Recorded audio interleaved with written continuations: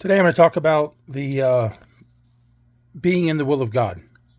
And I'm going to give three clear examples of how that happens. So if we look in Genesis 6, verse 14, Noah was given a command. Make thee an ark of gopher wood. Rooms shalt thou make in the ark, and shalt pitch it within and without pitch. So he was given a command to make an ark.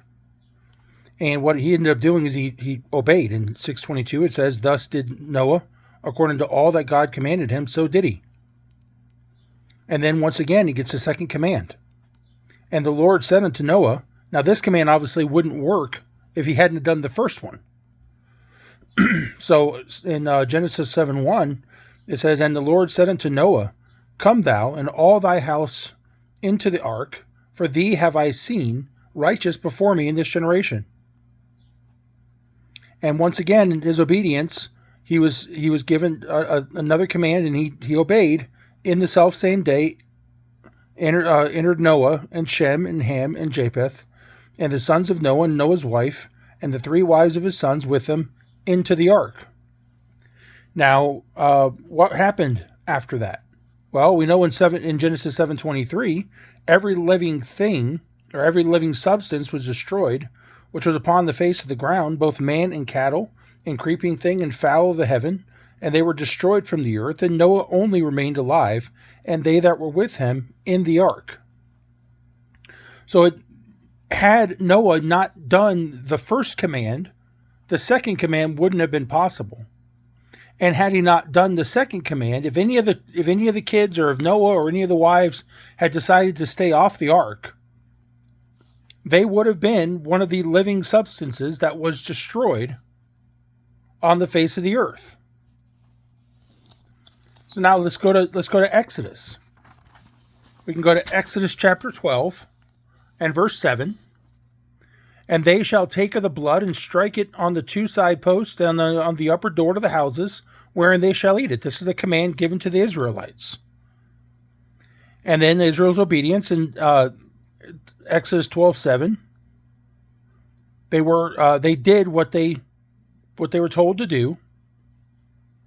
And then the result was, it came to pass at midnight, the Lord, this is in verses 29 and 30, and it came to pass that in the midnight the Lord smote all the firstborn in the land of Egypt, from the firstborn of Pharaoh that sat on his throne to the firstborn of the captive that was in the dungeon, and all the firstborn of cattle. And Pharaoh rose up in the night, he and all his servants and all the Egyptians, and there was a great cry in Egypt, for there was not a house where there was not one dead. So not a single house in the entire land of Egypt was there not found one person dead. Had the Israelites not done what they were asked to do, they would have had the same result. Because that death angel was only looking for the blood. And if that blood wasn't there, the firstborn was going to die. Now, if we go to Joshua chapter 2, verse 18 and 19, Rahab is given a command.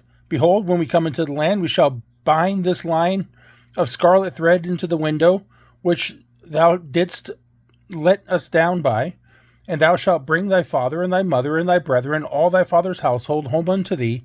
And it shall be that whosoever shall go out of the door of this house into the street, his blood shall be upon his head, and we will be guiltless.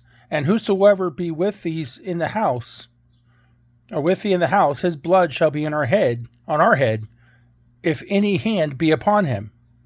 So you have Rahab giving a command to bring her family in the house. And it tells us exactly what would have happened if if anybody had not been in the house. They would have been destroyed. They would have been killed. So the point is, this is the will of God for us. The will of God says, obey. We're told to obey. And as long as we remain in the obedience of God, as long as we remain doing what God asks us to do, we're safe.